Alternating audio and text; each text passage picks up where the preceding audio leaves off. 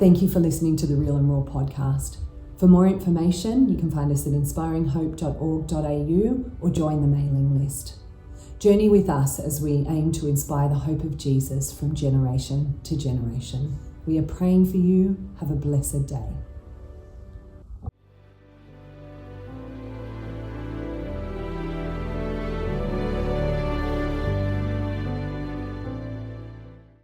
EPJ.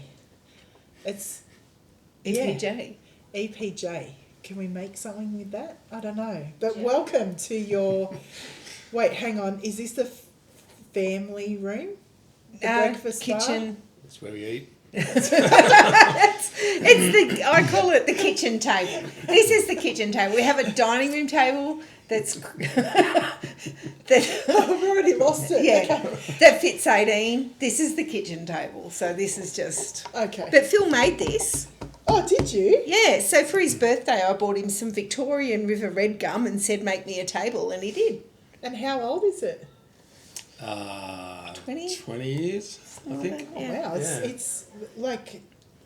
It's Hanging like in there. super buffed and polished. It's got no scratches on it. Yeah, that's because he did it with floor lacquer, Yeah. because it was the kitchen table. That was so Aussie. Floor lacquer. So, guys, the Eleanor, Phil, Jen, just in case you didn't get that. EPJ.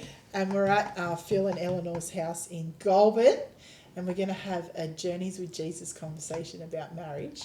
But first, I just want to draw your attention to our country shirts.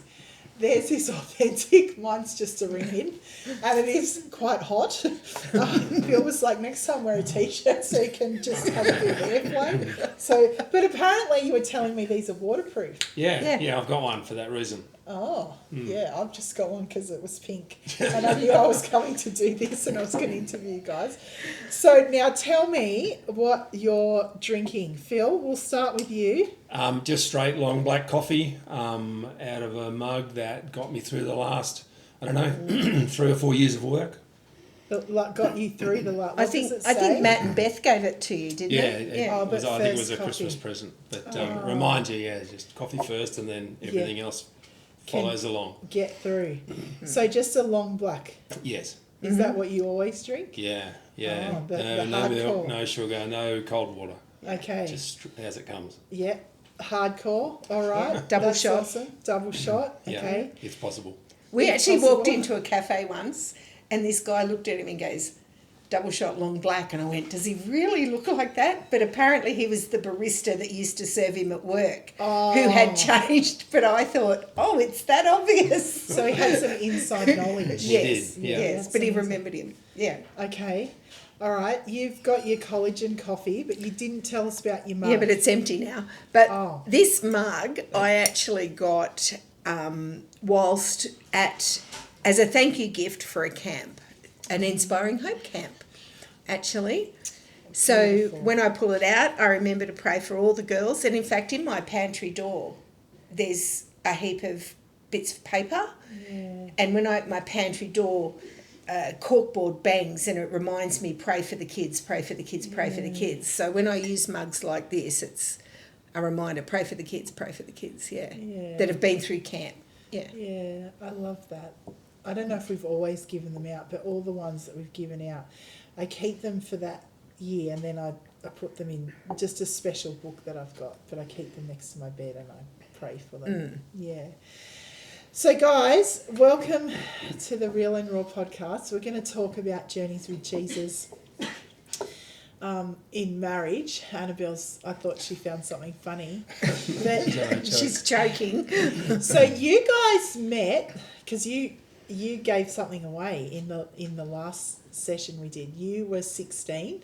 No, we met when I was 4 and he was 6. Oh, okay. So Even further back. All right. I moved from Bankstown in Sydney to Macquarie Fields in Sydney. Yeah. And Phil's family was in Sydney and we did Sunday school and all that We sort of... attended the same church. We attended Yeah. the same church, yeah. Yeah. But we actually fell in love when I was 15 and he was 17. Yeah. But I wasn't allowed to have a boyfriend till I was 16. So I took him home on my 16th birthday for lunch. Oh, We didn't that's eat him. so He nice. attended lunch with us. And survived. To And tell survived. The story. Yeah. Yeah. But Mum and Dad loved Phil, so they were happy that, yeah, they were happy. And when did you get married after 16? Like, how long have So you been I married? was 19. You were 1985. 1985. 1985 we got married. Yep. Oh, wow. So it was a 41 couple of years. 2 41 years two and a this half year. years. Oh, wow. Yeah. I was in kindergarten in 1985. Yeah. Yeah. So there you go. I remember it. All right. So Journeys with Jesus Marriage Edition. So it's a cute little title.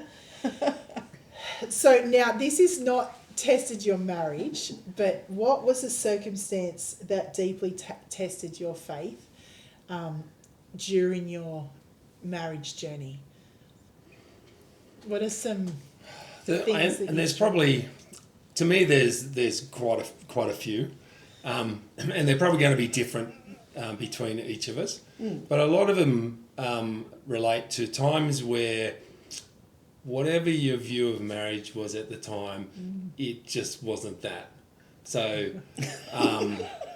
there were times where we didn't know where or how the money was going, or where the next bit of money was to pay even the mortgage or something like that, which is not what you anticipate when you get married.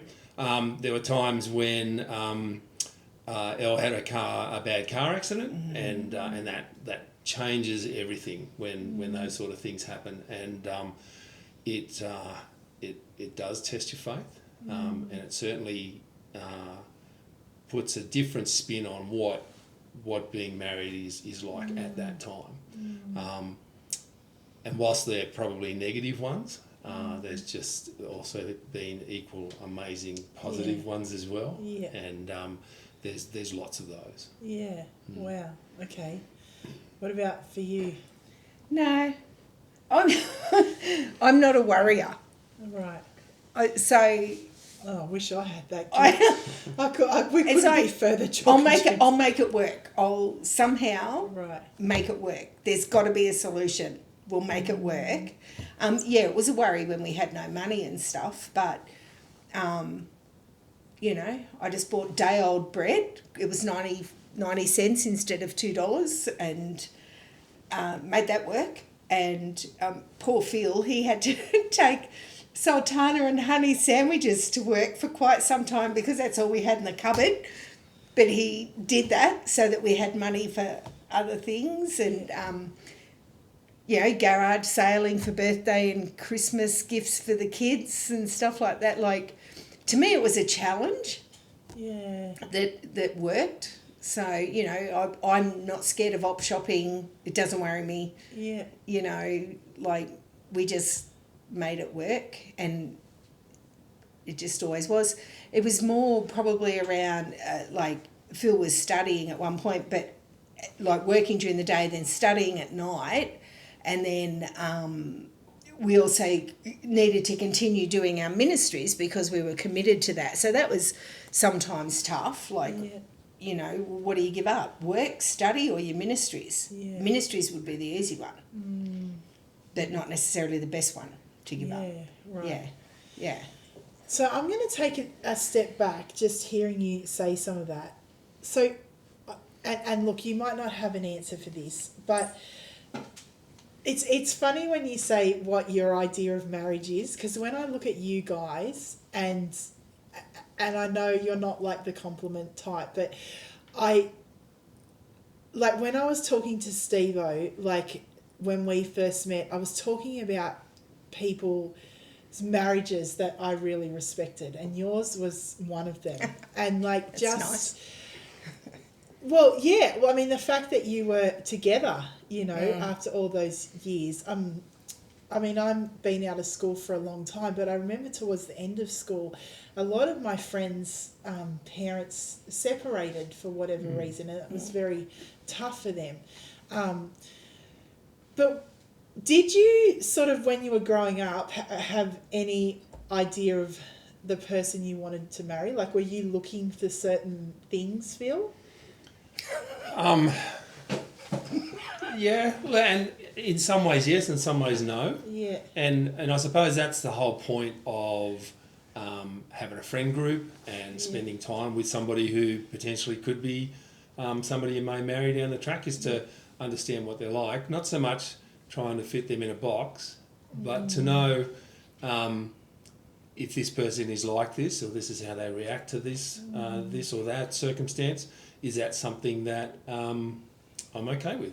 Yeah. And it was more a process of stepping through with that. Certainly, Eleanor's unique, and I don't know that you could go out and find. If you went with a list, I don't know how that would work. That's not how I sort of approached things. Yeah. It was really whether that person could be somebody I could be friends with and with for some time, for all my life. I think that's really important, because I think in 2026 people like to have a list. Yeah. And I think, I don't know, I think the world tells us a lot of the stuff on that list is more towards the material side of things. Yeah. But what I say to young people who ask me is, marriage isn't an event, because it's become an event and we put a lot of money into the event. Nothing wrong with that. But, marriage is a commitment. It's a journey with one person that you're picking for, as long as God allows you to be. So I like what you said about looking for how they react in certain situations. Excuse me.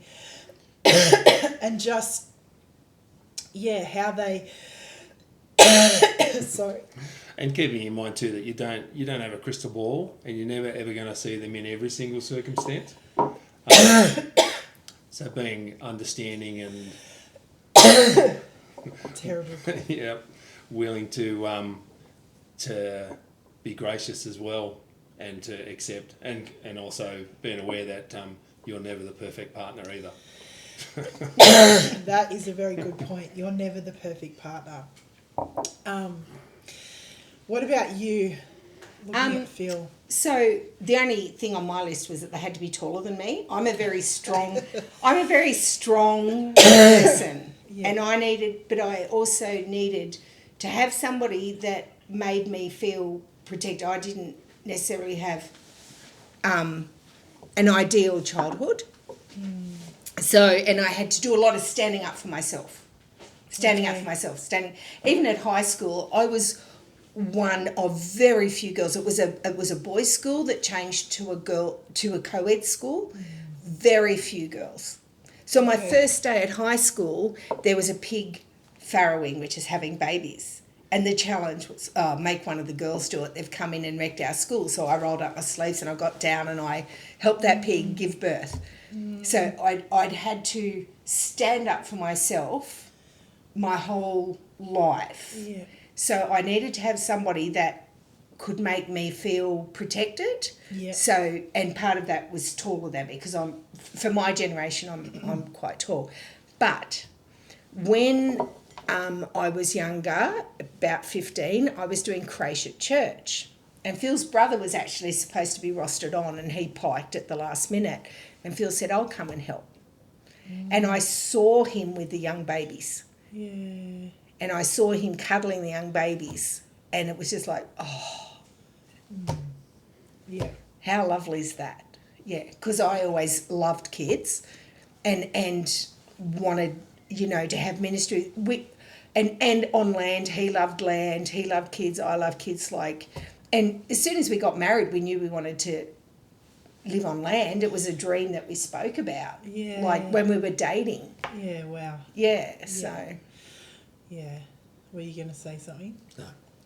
I love a similar testimony. So, you saw him in the creche and how he operated. And I just think that's so important for people, like doing life in situations that are not just a highlight. So you're not just getting dressed up to go to a wedding, getting dressed up to go to a 21st, getting dressed up for, that's important, but doing real life together. Phil's a very humble guy, but so much wisdom. I had this funny story actually when we were growing up. I mean, I'm probably I'm 8-10 years older than his kids, but he was just both Phil and Elle, but I think Phil did a lot of the night driving, like so dedicated, and he would just drive these kids everywhere. And I just remember at one particular meeting, he was just there waiting, playing Tetris on his old Nokia, like having a little giggle to himself, just, you know, what you were talking about, just doing things as a family, you know, coming as a family. Yeah, I always really love that. So what about, like, in your journey, so you've talked about land and you have retired early-ish. So you've obviously been intentional, though. That didn't just happen, I'm assuming. Can you talk a little bit about that? I think that's really helpful. Yeah. Well, You don't have to give us a financial plan, but No. you know. I'm laughing because I teach financial literacy. And I used to. So everybody has to work. Most people have to work. So we knew that was a thing. I was very fortunate in the job that we ended up with as we moved out of Sydney. So we when the kids were very young, we were in Sydney, and we said that we didn't want to be in Sydney anymore, and so we just started shooting applications off to jobs around the place, and we had a little thing with ourselves that the first job that we got, we would go to, and that was in Goulburn, which is how we ended up here. Oh, is it? I didn't know that. So, okay. And I landed into local government, which was for me where I stayed for the whole time. Yeah. So very fortunate, and again, looking back, the steering of God in that process, even though to us it was very much whatever comes first thing, to then look back and say that that clearly God pointed us in this direction and pointed us to Goulburn. Els, she's been somebody who's been really strong financially anyway her whole life, so she's very much into that, and she's very good at it, and with the planning that was done to the point with where we are now, we were able to retire, and it was something that we picked a date. I think it probably could have been a little bit earlier than it actually was, but we've done it, and with the work that's been done, that Els done in how it's all been set up, has really put us at this stage quite secure in that, which to me, and again, retirement, a lot of people say, how do you view retirement? And to me, it's just, I'm not going to this place of work anymore, but there's lots of other things that then become, you're free to do, and you're able to get involved in. I don't think that you just stop and do nothing, and that was never our plan. That was never our plan, to stop and do nothing. But you just tend to focus on different things, and it does free up time. We have now more church time than we had before, so it frees that up, and gives you opportunity to sort of get involved in things like Inspiring Hope camps and other camps and those sort of things. So it does sort of give you a different path in life rather than the working path. Yeah. So it feels very humble there. He actually studied for 17 years to get into a job that... So he worked full-time. We had 3 little kids. We moved to Goulburn. And overnight he would sit with these gigantic books and study by correspondence to get the qualifications to be where he was. He's very humble with that. My job was to care for the kids. And as a team, I supported him in his study because that was what we decided. I would be involved in the kids. And my job at that point, whilst I wasn't earning money when they were little, was to save money where I could. So I might not have been able to bring in, $200 a week, but I might have been able to save that somehow. So we worked like that. And then when I was able to work, I worked as a cook in an old person's home so that I could do it every second weekend. So Phil worked during the week. I was still available for the kids' school and stuff. Then every second weekend I cooked at this aged care facility, and Phil had the kids every second weekend, you know, and that's just, we did what we had to do as a team until all the kids were at school. And when the youngest was in year 2, I was able to get a job where I worked 9 till 3, 5 days a week. Yeah. And then that extended because I ended up managing that business. And we just, it was a team effort, knowing that he had more earning potential because I really wasn't interested, but as well, but I wanted to be there for the kids. He wanted me to be there for the kids. I'm somebody that loves the school canteen and loved P&C and loved fundraising and running playgroup at the church and stuff like that. So it just worked. Yeah. As a team, it wasn't him versus me. It was, well, while you're doing that, I can support you doing that by me doing this. Yeah. But him also being humble enough to say, you know what, I don't have to have steak every night for tea. Yeah. He was okay with sausages and rice if that's all we had. Yeah. Yeah. So partnership and teamwork. absolutely. You know, partnership and teamwork. Yeah. Yeah, I love that. It's very powerful. And okay, so moving on to sort of my second question, and you have answered some of this, but like low points. So when you had sausages and rice, and I think that's why I wanted to draw out that it's really be intentional about who you marry. You know, think about that. Yeah. But at the low points in this journey, how have you navigated that? Do you have any wisdom, advice? Did you sit down and talk? What did it look like? I don't think, and we've got friends that have separated before. That has never even been in a conversation. It's just like you choose every day. Like it's not even a choice. It's never an option because I don't want my life for the rest of my life to be without him. So during, you know, if stuff's tough, well, just get over yourself and move on, do what needs to be done. You know what?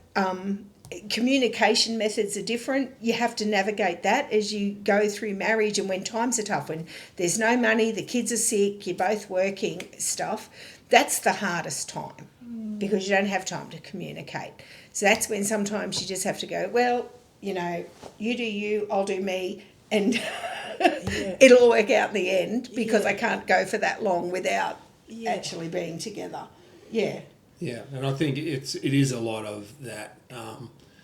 If your mind is on a team approach, or that you're in this together, and I don't. Well, to me, I don't know. You never set a point to say, well, if this doesn't go my way or happen, then that's it. That knowing that that you're together, and that between the two of you, wherever you end up at the end of that process, you're going to be there together again. And it becomes even a bigger thing, of course, when you've got kids and a family, because you never anticipate or think that your life going forward doesn't include your entire family. And so all your decisions tend to be around, you know, how do we all get through this? There's support. And there's times where, you know, I'm sure I didn't support as well as possible, and there's opportunities always when you look back to do things differently. But as Elle said, if your main attitude is coming into this to get to the end of it and get through it together, then often that's a good start. I love that. I think there's such a theme of resilience. You know, I know one of your lines is, you know, joy is a choice. Yes. I often say that to myself. Resilience, joy is a choice. And then I was just thinking about what you were saying about how it wasn't an option. And it hasn't been an option for Steve and I, but one of the things we talked about when we met each other was he was in Queensland, I was in Sydney, and people often talk about long distance relationships, And I remember Steve-O just saying to me, it's not an issue. So it's only going to be an issue if we make it an issue. That's right. And I just remember it was just never an issue. Like, you know, he wasn't there all day, every day, but it wasn't an issue. And when he was there, it was nice. And then we built our little, figured out that we wanted to be together, and we got on with that. Same with, we have a rule, like, you know, we don't, well, we've never really had to, but we have a rule. We never talk about divorce, or we never, you know. What are some of your rules? Like, you obviously must have got angry and fought. In how many years have you been married? 41 this year. So, like, yeah, so sort of moving on to that, staying the path, like, you've both chosen Jesus, but, like, what are your rules like that? I don't think we've ever called each other names. Yeah. I think that, you know, argue. Because the other thing is, we've always been individuals. Being married doesn't make you one person with one personality and one strength. Like, we've all got different strengths. When we were building our house, I remember Phil saying to me, you do that because you're good at that. Yeah. And like, and usually when you fight, it's because you haven't got that attitude. If you're good with that, you do that. Yeah, okay. You're nitpicking. Yeah. It's about, no, you're not doing what I want you to do, or and it's frustrating.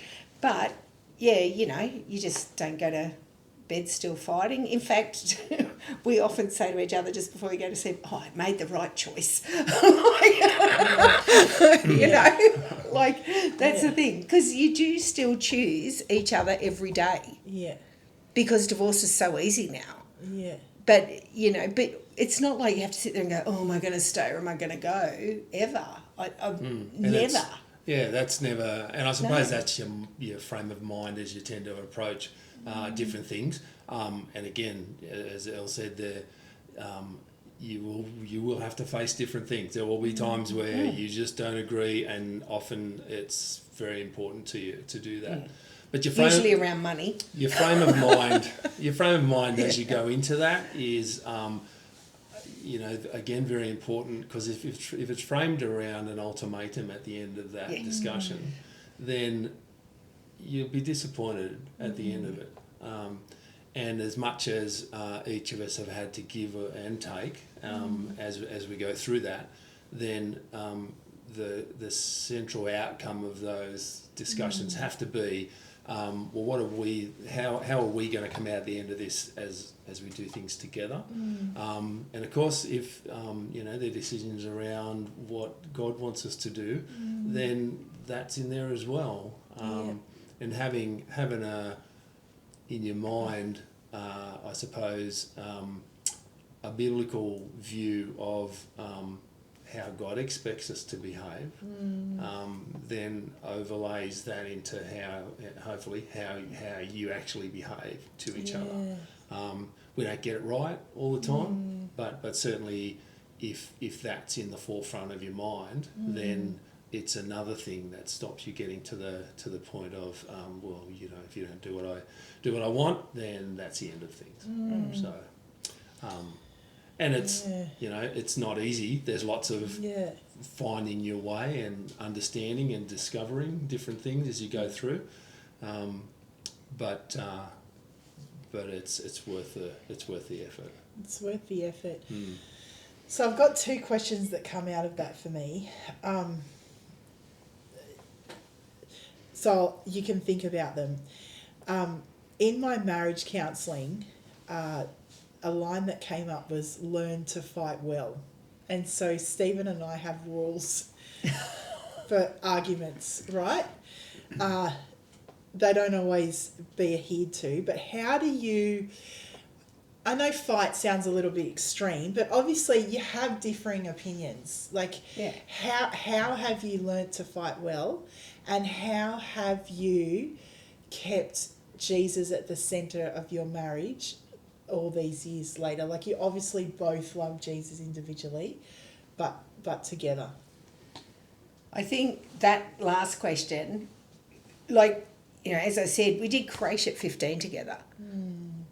Doing ministry together I think is the biggest blessing on any marriage. Yes.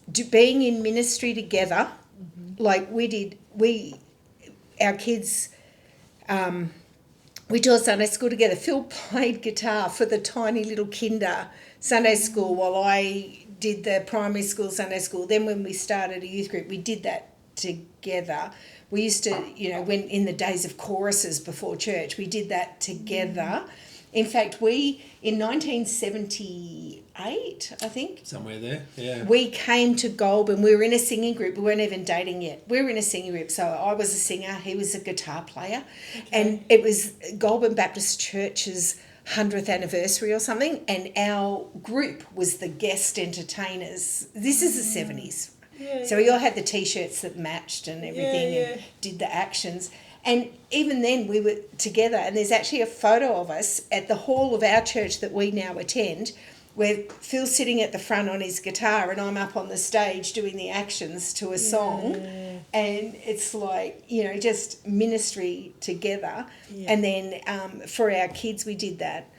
One of the things, it's been really good, but one of the things was we always wanted to ensure our kids had other people in their lives because we were the main youth thing. So like sending them to camp with you was like, I'm not going to have anything to do with camp because my kids need to have that. I got somebody else to do their Bible study of a Monday afternoon. But the trouble with that is that the kids saw us always evangelising, but they never got the deeper side of us because I didn't run Bible studies with them. But we would have discussions around the table, stuff like that, with the kids that were visiting, the family that we didn't give birth to. They would ask questions and our kids would perhaps overhear us answering their questions and stuff. But ministry together was very important, I think. And we're still doing it now. Yeah. So and I agree, that's a great way to keep sort of Jesus in the middle of your life. If you're working in ministry, even individually, but definitely together, then that sort of aligns you with common thoughts. But then, the concept around when you do have disagreements and those sort of things, I suppose keeping things in mind as you go into those discussions is that you're with this person because, at the least you love them and that you want what's best for them. And to focus on what the issue is rather than, as Elle said, getting into name calling or anything like that, or even hurtful things that don't add to the discussion. There's no point going there because it's not what is driving your relationship.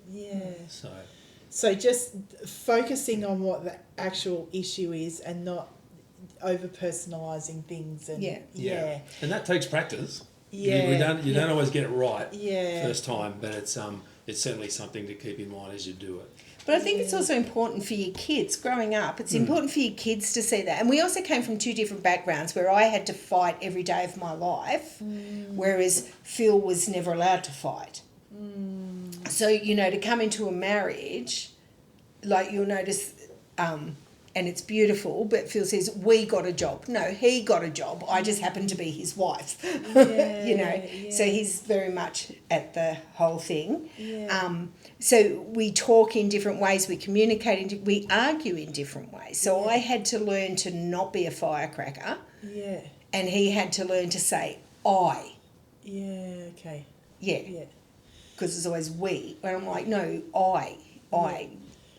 So you have to learn and meet somewhere in the middle. But it's also good for your kids to see you disagree and then still love each other at the end. We had a young girl staying with us and her parents had been separated or divorced actually, and Phil and I were having a disagreement upstairs.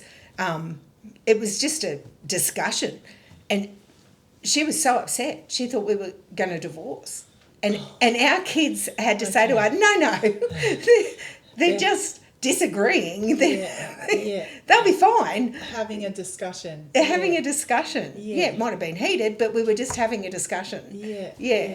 And whereas our kids were very solid in our marriage, and I think it's so important for your kids to see you love each other more than you even, like, be in love with each other more than you love them.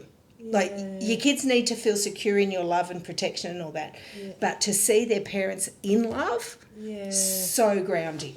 So grounding. Yeah. And secure. Yeah. So what I'm taking from that is, you know, you start on a journey, but you're consistently learning. You've consistently learnt together, and you've learnt with each other. Yeah. You We know. spent 6 months in a caravan last year. Yeah. I can't remember even if we had it. If we did have an argument, it might have been how I was going to get in and out of a... Well, they were quiet ones, probably. They were quiet. Because it's hard in a caravan. I don't think we even had one. But it was just, there was a. It might be like you decide. A nice period that we went through, and Yeah. it was, like I said, it was we got on really well over that time, which was good. You know, And like, not that we don't. It was just another place that we went and spent. it some might time, be and like, it was fun. I've decided for the last 6 nights what to have for dinner. Can you just make up your mind? Yeah, It would be something as simple as that. Something as simple as that. Yeah. Well, you've also been on a long journey in the essence of, you know, you've got married, you've had your family. I don't know if I'm allowed to say this or not, but I'll say it. You can edit it out if Elle doesn't want it. When Dan got married, I wasn't a mum, but it's making me emotional. I just felt for you because I know, like, you guys have just, you know, you were just the most wonderful parents, and you still are. That hasn't changed. But here you are, like, saying, you know, goodbye to your last one. And I'm already choking up thinking about the day I have to do that with Blossom, because I've only got one. So every first for me is also my last. Yeah. There's no going on a journey. So that's taken a lot getting used to. But I think you were standing with Shelley, and I could just... Yeah, I knew you were upset, and I didn't have anything to say because I wasn't even married, but I just felt for you. Yeah. So you've gone through that, and now you're together again, like journeying around Australia. Yeah. And, you know, the next chapter. Yeah. That's like a lot of people that we know that do divorce. It's like, oh, the kids have grown up, now we've got nothing in common. Because the kids, that's what we fully invested in. Yeah. Whereas we still, even as parents, we still invested in each other. Yeah. It wasn't all about parenting our children. We still invested in each other. So when the kids grew up, because the other thing is, it was our intention to raise kids that were decent adults, but were also responsible, like, and independent. Yeah. So we didn't want them to have to worry about us. Yeah, we're okay. Yeah, you know, they don't need us, and we don't need them, but we want them, and they want us, and that's a bigger privilege. Yeah. And I've often sort of considered it in stages of life.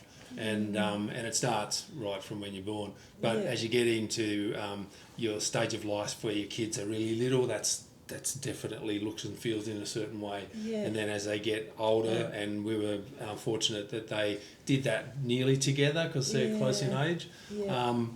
And then to the stage where they've got their own families and away they go. But even now stages where with their own kids, so our kids, our grandchildren, it's another phase that is just amazing and wonderful in itself. But it's not what you don't sort of go through your child when your kids are a certain age and think, I can't wait for grandkids. Some people might, I didn't. Yeah. But then when you get there, it's a stage that is just amazing. And so it's not like we feel the loss. Yeah. It's more that you're growing with your kids and with their independent families as well. Yeah, very much. Yeah. That's beautiful. And you have to forgive yourself. You have to forgive yourself a lot. You have to forgive yourself. Because, you know, when you've got kids when you're 20, it's different to having kids when you're 40 or grandkids when you're 60. Yeah. You have to go, you know what, sometimes you did the best you could with what you knew at the time. Yeah. That's it. Yeah. So forgive yourself, move on. Yeah. Yeah, you just hope that the next generation's better than yours. Yeah, So that's my kids beautiful. are going to be better parents than I was, or we were. We hope are better than our parents. We're certainly different. Yeah, we're different. so yeah, because we're that sandwich generation. We're also caring now for my parents more. Phil's dad's still alive, but we're caring up and down. Yeah. So we're in a different phase again. Yeah. And I'm one of these weird people who actually understand that, but had to understand it like 30 years before. Exactly, before I you should had have. to understand Yes. it. Yeah. But that's a story for another day. And so I'm going to make this comment. I want you to give your last final tip for marriage or whatever you want to say. But I think, well, I know you have definitely done that. You know, your 3 children are Amazing. absolutely amazing. So, and it's been, you know, such a privilege to, in my small way, invest in their lives and see them grow and flourish. You know, I love that word, flourishing. Yeah. So, all right, final tip or anything you want to say. Yeah, there's never one tip. To Well, me, there's a tip. to me, it's so. A lot of people struggle and say in their life, "Where does Jesus want me?" You know, they spend a lot of time not doing anything, waiting for that to materialise or for that to dawn on them. Jesus wants you right where you are, and in as much as it could be in a mission field somewhere or at a camp or pick whatever. Being a father, having a family, having kids, he wants you there to be somebody who's fully invested and reflecting him in what you do. And so, as an overriding attitude into things is, don't wait till you get a epiphany from Jesus. Act and be in exactly where you are now, but know what Jesus wants you to behave like, and learn that, reflect that in your life, and then a lot of other things then tend to fall in place. Beautiful. And just qualify that things don't go right all the time, so expect wrong things. As I said, there's never one tip that's guaranteed success, because that never comes. But it's your attitude and the heart of Jesus that you might bring into circumstances that's the most important. So I love that. It's we're responsible for the way we respond to things, right? And that what you just shared then is like not just a podcast in itself, it's like a series in itself. So that's Here I am telling country Phil, beautiful. I'm like, Jeanette, you're in the country talking to Phil Hanson. Use a different word. You're doing a great job. He's always so country. I love it. Okay, Eleanor, what's your final?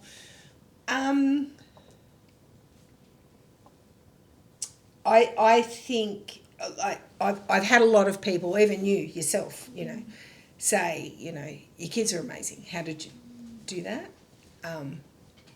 I always say marry the right man.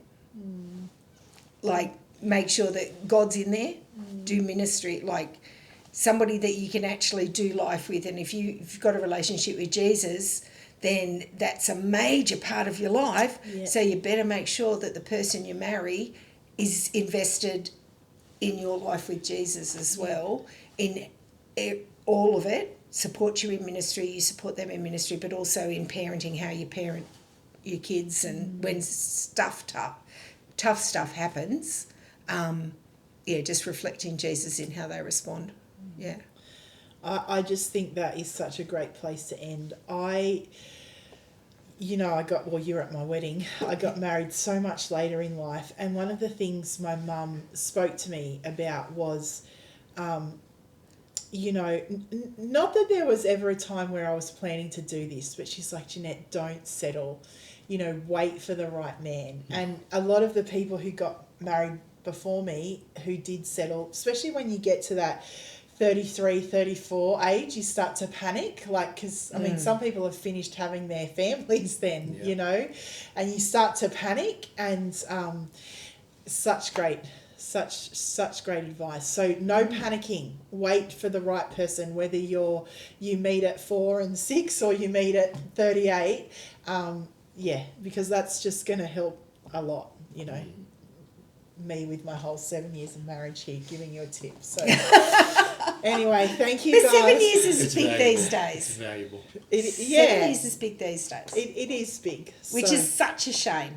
it is such It a is. shame. It is. Well, I'm planning for many more 7s if the Lord doesn't come back. Yeah. So, Steve is always like, Jeanette, God knew that you needed me. I'm like, he knew, Steve, he knew.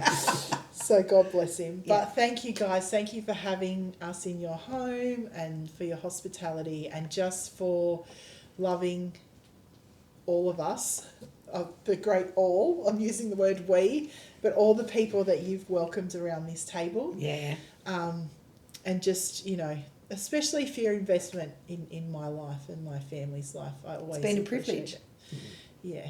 We could do a podcast. I've got some good stories, but we're finished. So we just Thanks, wave Jeanette. bye to the Bye. people. Bye. We strive to inspire the hope of Jesus by building girls up generation to generation. Our hope is that you are inspired wherever you are in your walk with the Lord and in your life through this content. For additional information, you can find us at inspiringhope.org.au.